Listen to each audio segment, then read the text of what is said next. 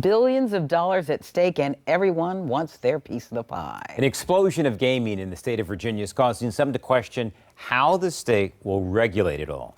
Investigative reporter Margaret Cavanaugh has been looking into that issue. In Virginia, you've got more ways to take a chance with your money than ever before. Sports betting, horse racing, the lottery, and now we've got casinos on the way in Portsmouth and Norfolk. A blessing. Hotly debated skilled gaming machines seen in restaurants and convenience stores are helping small businesses like Mona Lisa Pizza in Norfolk stay alive. Helped me big time. I'd have lost my restaurant over a year ago if these queens didn't come into my life. But some are fighting against these machines in court. Recently, a judge in Greensville County extended an injunction, which now allows skilled gaming machines to continue to operate for the time being. But they're currently not being regulated or taxed. If you look at it from a revenue standpoint from the state, we're losing millions upon millions of dollars. Meanwhile, the News 3 investigation revealed that some localities are interested in pursuing their own action towards certain skilled gaming machines that they deem illegal. One city doing this, Chesapeake. Through a Freedom of Information request, we asked for copies of cease and desist letters that were sent out to businesses who the city believed were operating illegally.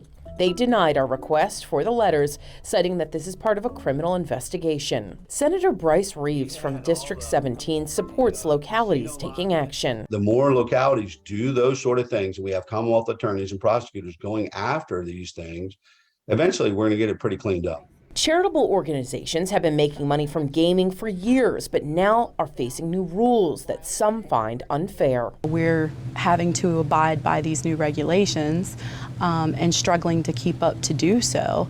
And it's very frustrating when you go out and you see these gray games and skill games and everything else that don't have those regulations.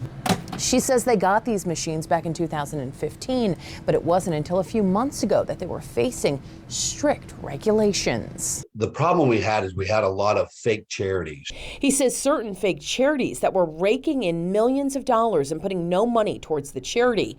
So he feels the new regulations were needed. Has it made it a little bit difficult for some of the legitimate charities? Yes, and we're trying to fix that.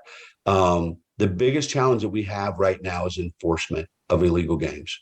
It's the biggest challenge. What Virginia wasn't prepared for was I hate the word explosion, but the explosion of these machines or the machines like this across the Commonwealth and how to regulate them. And there's a ton of money at stake. A study from the Joint Legislative Audit and Review Commission found that in 2021, Virginians waged $9.4 billion, almost triple what they had 3 years prior. Plus, they estimate that by 2025, it will rise to $21 billion. But who will regulate all of these? Right now, 3 different government agencies do, but leaders with the JLARC study would like to see the Virginia Lottery be in charge. They have the capacity to do it.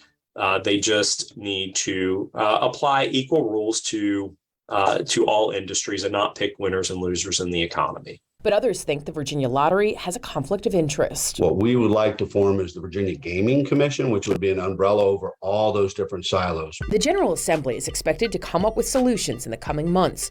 Some would like to see a more even playing field. It's wrong. The whole thing is wrong.